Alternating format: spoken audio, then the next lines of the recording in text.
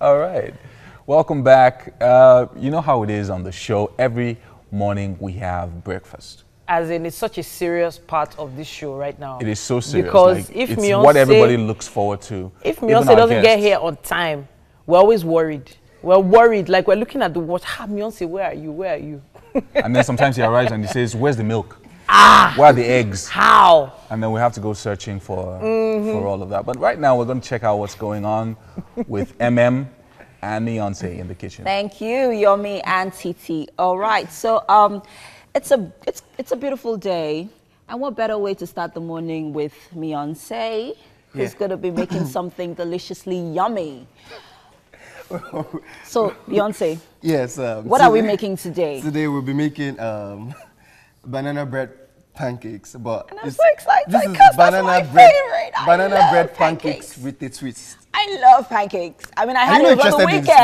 I had it over the weekend. Oh, really? And you know what? For the first time, I tried my pancakes with bananas, and it tasted nice. It was yummy. It's really nice. Yeah, and usually my pancakes are never complete without baked beans, sausages, and eggs. But like Beyonce said, there's a twist to what she's going to do to this pancake this really morning. So interesting twist that you guys will be like, huh? What? What's all it right, doing here? So take us through it. But first of all, we are going to make it's similar to making a crepe, you know. But right now, yes. Now that you've talked about it, crepes. Yes. What's the difference between crepes and pancakes? This is going to be thicker. The batter is going to be thick. You will see. Oh, okay. While we are done making it, it has to be thicker. Okay. Because the measurement is usually like 1.5 cup of flour to about 1 cup of milk. Okay. So you see that half. It's still there, so it makes it thicker. Yes. Okay, so take us through the ingredients. So we are making, this is baking powder, eggs, bananas, and we have our flour and sugar mix here with salt. So it's 1.5 cup of flour, 1/4 cup of sugar, 1 teaspoon of salt. Yes. 1 teaspoon of salt. Is that not so much salt? No. 1 teaspoon of salt. Okay. This is this is 3 cups of flour. Okay. I'm giving you the measurement for if you just want to make a small portion. But actually, this is 3 cups of flour. Okay. For every 1.5 cup of flour, we use 1 egg. Okay. Yeah. So the egg has to go with the amount of flour you're using. Yes. Everything has to go. Everything has to tally. Yeah. So this is 2 teaspoons of baking. There's a lot of measurement going on here. Wow. So you can get yourself confused. Well, not everyone actually has measuring cups at home or measuring spoons. Well. So take us through the typical morning breakfast. Okay. Like, oh, I'm a working mother and I have to, make pancakes for my kids and I'm rushing and oh my gosh, how do I get this done? It's really not too difficult, yeah. Okay, due to the fact that I'm a chef, I can eyeball things. Actually, we do a lot of eyeballing. We just be like, okay, this should be enough. Okay. But basically, when you're making pancakes, the batter must be thick. If it's not thick, then I suggest you add a bit of more flour to it. Okay. Now, the sugar is to taste, you could add 1.5 cup of sugar and it's too sweet for you. Okay. Yeah, you could reduce it to a little bit more, less.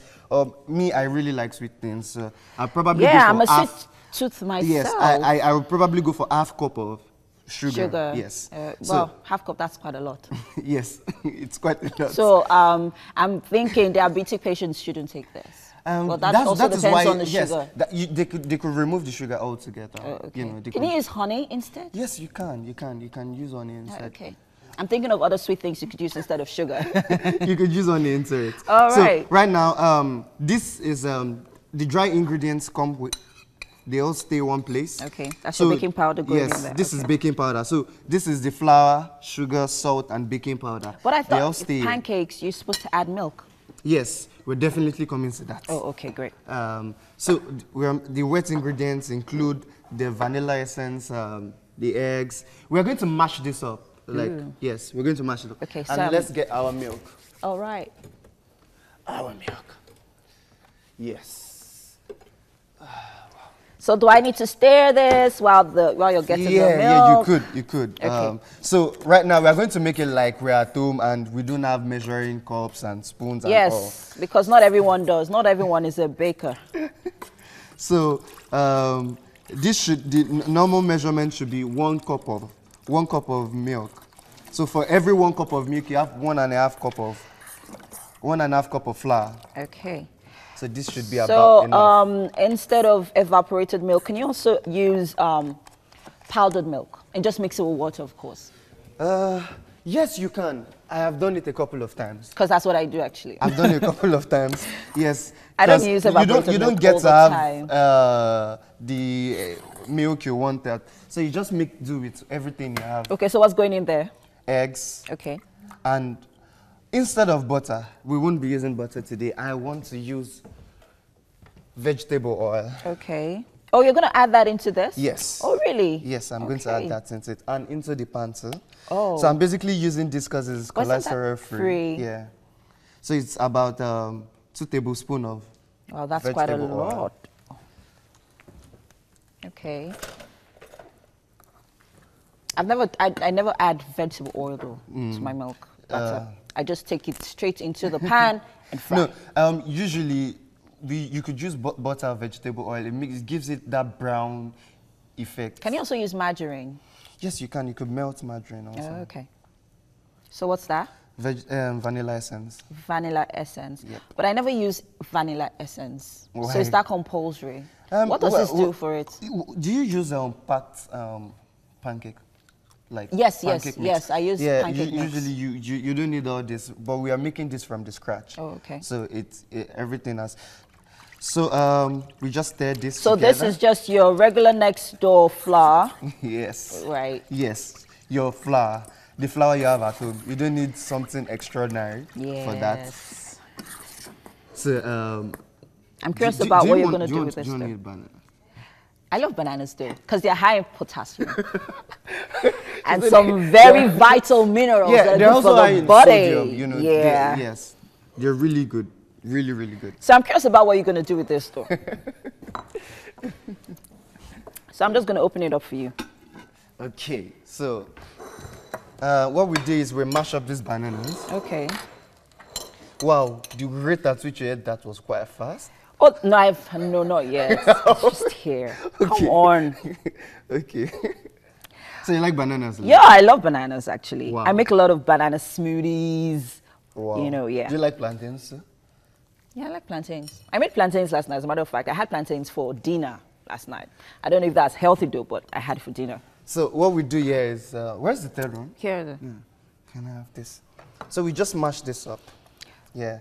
Just. So you could use, well, as for the bananas, it Yeah. depends on how much or how little you want to use. You could use about 3 to 4. Okay. Yeah. I knew you told me you like bananas, so I gave you one. Next time I won't give you one. But because bananas are too sweet, Yeah. is that not too much sweetness going into this? No. Not at all. Really? Not at all. Yes, as well as you want, you also want your pancakes sweet. You know, you could actually also blend this, right? Yes, you could blend it. I mean, you could blend it. You could mash it. You know, just make sure it's in a workable form. Okay. You know. What So, other fruits could you use? aside banana? Strawberry? Yes, I love you could use strawberries. You could use blueberries. You know. Okay. Do you know banana What is do a you- berry? Oh, It's a it berry. is? Yes. Oh, It's a I berry, didn't know actually. that. Banana is a berry. Since when? Yes, it is a berry.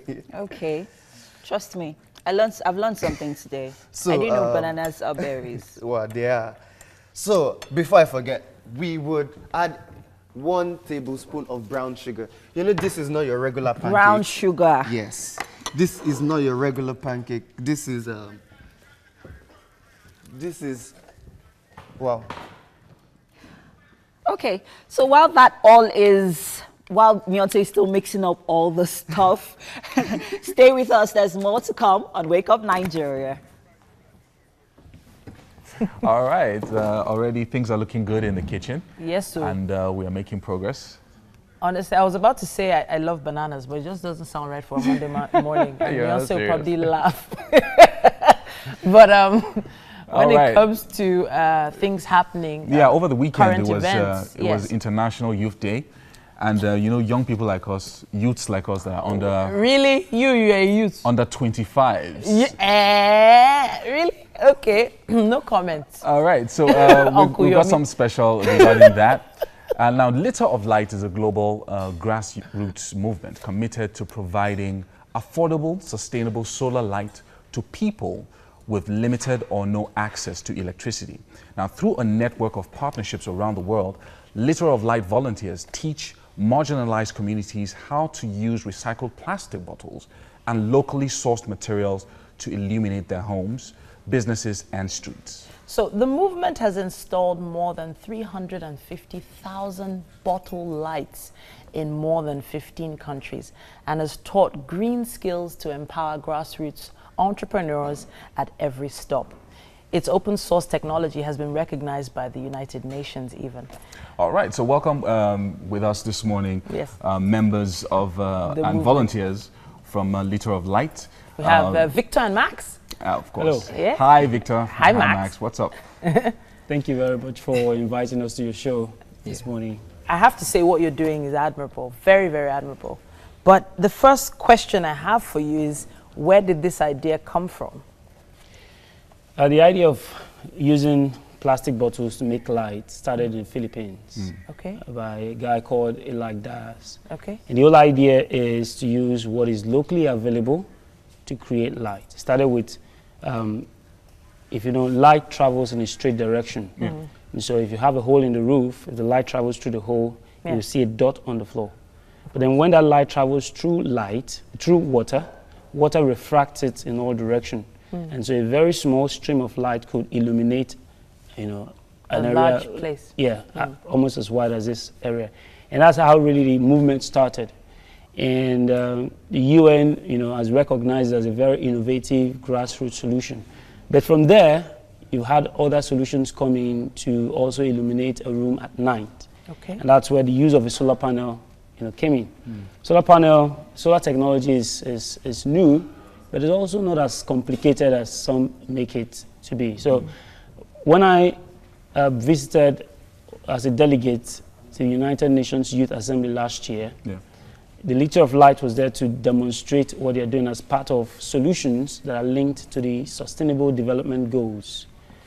One of such goals is goal number 7, which is sustainable energy for everyone. Yeah. And then I realized that it was very important to lots of communities around Nigeria. And so upon return, I shared it with my colleagues. I was the president of the Nigerian Society at the University of Nottingham back then. Yeah. And I shared it with my colleagues that this is something worth doing. And because it's part of our philosophy to take projects back to Nigeria, this was, you know, something that, you know, resonated with everybody. And the team fell in love with it.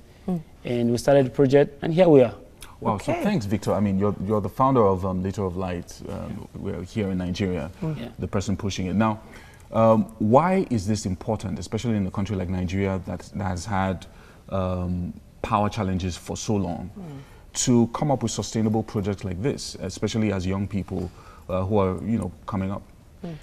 Young people, we've got the drive, we've got the energy, the momentum to actually run with a lot of these sustainable development goals.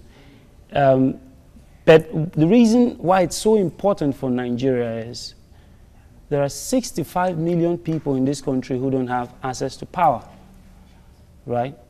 And growing up as a child, we used kerosene lamps, open lamp that has a lot of, you know, health implications. The fumes from those could lead to cancer, could affect the eyes and that sort of thing.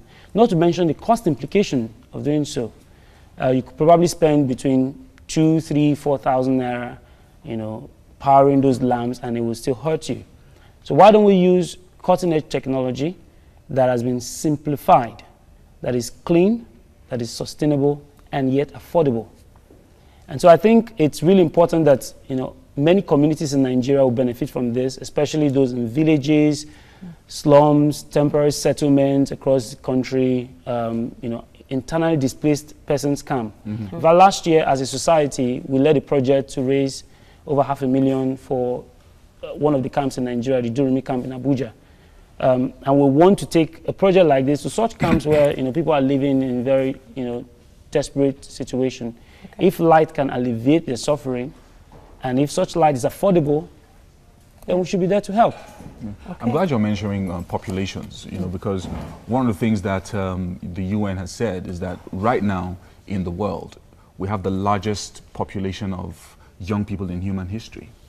And here you are engaging yourselves and engaging other young people in something productive like this. And how would you say, or what else do you think we can do as a country in engaging young people, moving them away from vices like drugs and even terrorism, to properly engage them in things like this? What else do you think we can do? I think it's really important young people get educated.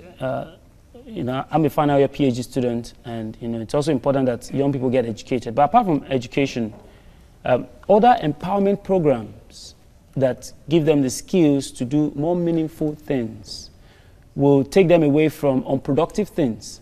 So when youths don't have job, when they are desperate, they do desperate things. Desperate times call for desperate measures. But when they have the skills to use locally available materials, even waste materials that become a problem all around their community, and turn those problems into beautiful solutions, such as this, then they don't have such time or luxury of time to engage in vices that could lead to, you know, chaos within the community, or lack of job, then leading to hunger and a lot of those problems we have. So when we engage people with youths with, you know, empowering skills such as this, it goes a long way to reduce the violence in community. And again, light is something that is so simple but so powerful, such that when an area is dark, a lot of, you know, bad things could happen. But when people have light that they've created with their hands, community come together, they make this thing, they learn this thing, then, you know, it fosters an atmosphere of friendliness and maybe peace as well. Okay, so we have to stop you there. I'm afraid we have to take a short break, but we will come back and you'll demonstrate how to use these devices. Thank you so much, Max and Victor.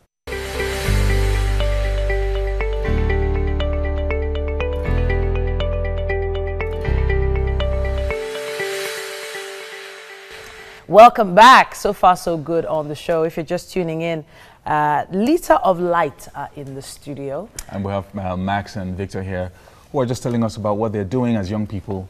And I just wishing that when I was your age, I was effectively engaged like this, but I think I was more interested in rapping. I wanted to be a rapper. You know. Yeah, that worked out. That too is good. It's not too late. So, it's not too late. I'm still late. So could you demonstrate to us how these devices work? Tell us what you call them. Do you have a name for them? These are, we just call them the... I think you need to lift it up just a bit more. Right, we just call them the Liter of Light lamps. Okay. They are kind of portable, so you can move them around. I'm hoping we can get a closer shot on this. But you can kind of discharge. Take away the solar panel and just have just the lamp and you can move that around. Right. We're focused on kids that want to study at night, really, and that was what about this particular design. Like the other Liter of Light all over the world, everyone kind of changes it to something that will fit their environment or where they go in the communities. So that's why we've done this. It's literally made from plastic bottles, so waste plastic bottles. That is a Pepsi bottle. We've got plastic PVC that you can find anywhere, you know, plumbers just dump that anywhere. And we've got a switch, a little lever switch, and we've got a little socket there. All of these components can be sourced locally. Most of them were bought in the arena at Oshodi in Lagos here. So you can literally get that from this there. Is a solar panel, I believe. Yes, that is a solar panel. Is this readily available as well? Yes, not particularly this one, but something very, very, very similar. And it does the same job, basically. Do you want to see how it works? Yes, please. Okay, fantastic. So you plug in the solar panel? Plug in the solar panel. The solar panel is there to charge the battery. So obviously you get sun. We've got loads of sun. So if you put that outside in the morning, that charges a finger battery, a very small battery inside that little PVC there. And we've got very small components, you know, resistors, capacitors, MOSFETs, and those things basically control the LED bulb. And what we've done is, for us to be able to save the battery, for the battery to last really long, is we've created a mechanism that when it's bright during the day, this bulb don't come on if the solar panel is plugged in. And when it's dark at night, which was going to happen. So basically, we have that. When it's dark. So the light comes. Okay, one more time. When it's dark at night, it comes on. And when it's bright in the morning, it goes off. Right. That just preserves the battery and makes it last really long. One more time. So you have bright at night, and dark in the morning. And then one of the things that you said you are trying to achieve with this is young people being entrepreneurial. Yes. You know, people engaging in this. So it's not like you're trying to sell it to people. You're trying to get young people to go out there and try to build their own kinds of solutions to power as well. Exactly. We've started this project about a week ago, and we've been training people at Makoko community, and we've trained at least 20 young people to create this. And they built their own, and we distributed them on Friday to the local community, to people in the local community. So basically what we're trying to say to them is you can go ahead and keep making this and even make it a business or sell it to people around your community, because they actually do need it. And what we've seen there is that loads of fishermen wants to use this to go fishing at night, and the children also want to use them to study at night as well. And essentially you have your own power. Yes. You know, you create your own way, and this is really excellent for young people. Okay, so now I'm thinking about size. I'm thinking about size quickly as possible. Can we use it for a bigger, larger bottle, for instance? Yes, of course you can. It's based on what you really want. I would say the previous model we've got, or the previous design we had, was a big bottle. Okay. But we changed it to a small bottle, so it's a bit more portable, so you can move it around, you can handle it. Okay, final question. How much did all this cost as one unit? Less than 3,000 naira. Less than 3,000 naira? Yes. Okay. Wow. And it could last, when properly installed and assembled, between 2 to 3 years. Fabulous. Thank you so much, Max Odiozo and Victor Okungbolo. Thank you so much for joining us this morning, and really, really inspiring young people to participate in what you're doing, and we'll be following up on your progress as well. Thank you very much. Thank you so much, and good luck on your PhD. Thank you. I totally admire what you're doing. Thank you. It's not too late, Yomi. You still want a PhD? Well, we'll discuss that with my guidance counselor. I told you I'm a youth. I'm a young person. Yeah, right. So right now, we want to find out what's going on with the entertainment news, and is on standby to dish it out. All right. Over the weekend, these were the news that caught our attention. A 28-year-old woman is suing hip-hop stars Drake and Future for $25 million after she was allegedly raped at the Drake Future Summer 16 concert last year at Bridgestone Arena in Nashville, Tennessee. According to reports in a new lawsuit filed, the woman, identified as Jane Doe, says she was sexually attacked at the concert due to negligence on the part of Drake, Future, and the team handling the concerts.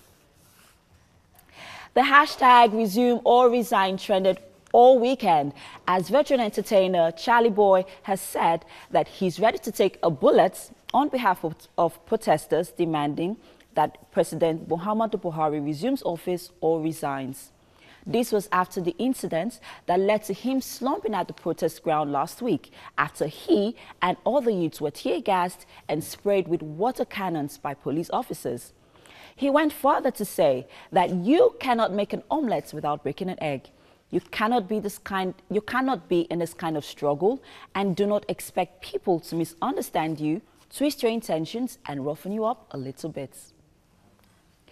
Embattled singer Dami Crane has pleaded with Nigerians to pray for him ahead of his arraignment for his alleged theft and fraud case in Miami this week.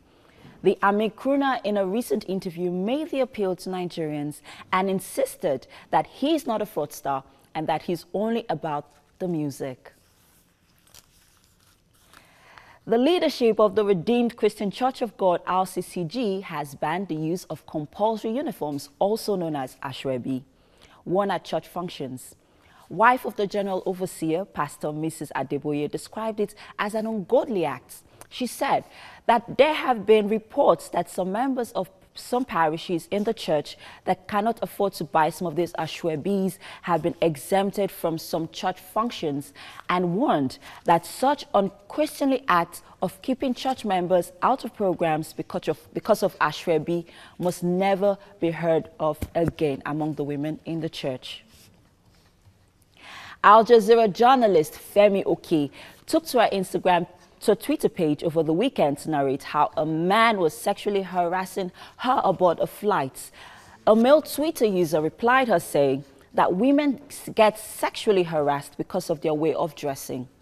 This statement stirred an outrage on social media over the weekend. So I asked, should a lady's indecent way of dressing justify her being sexually harassed by a man? And that's it on the Entertainment Roundup over the weekend. We'll move over to Yomi and Titi. I was just handing you your cup of coffee this morning. As a gentleman. I roll. Thanks so much, MM, for that. We're going to go on a break now. And at 8 o'clock, we'll be back with the news. It's still International Youth Day celebration. Yes. So, you know, we're just trying to get that going. And we'll be talking about some other things after this. Still wake up.